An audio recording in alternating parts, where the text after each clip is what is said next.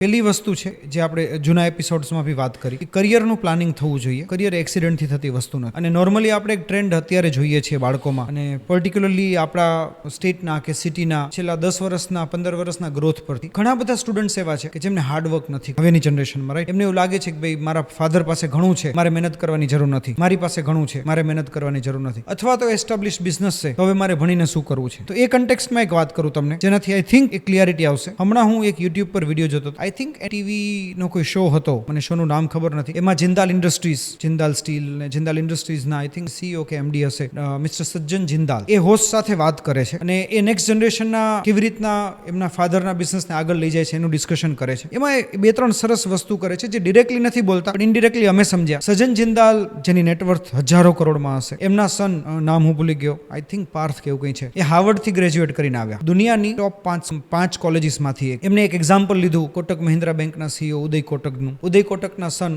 આઈ think again Jay Kotak, એ બહુ જ સારી યુનિવર્સિટીથી ડિગ્રી લઈને આવ્યા.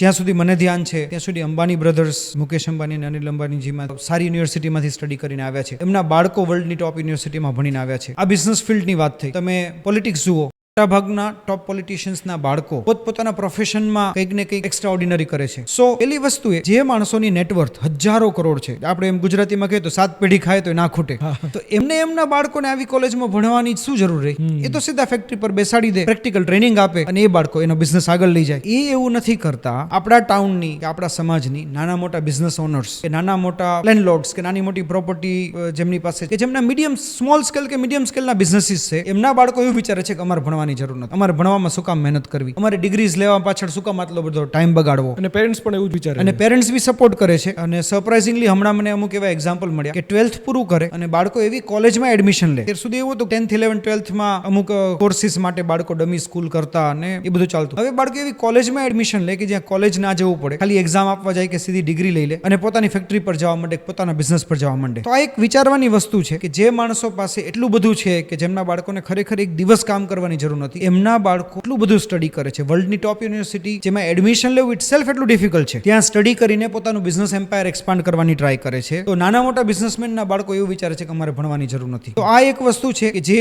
અગેન આપણે વિચારવી જોઈએ, જેના કન્ટેક્સ્ટમાં આપણે આગળ વાત કરીશું.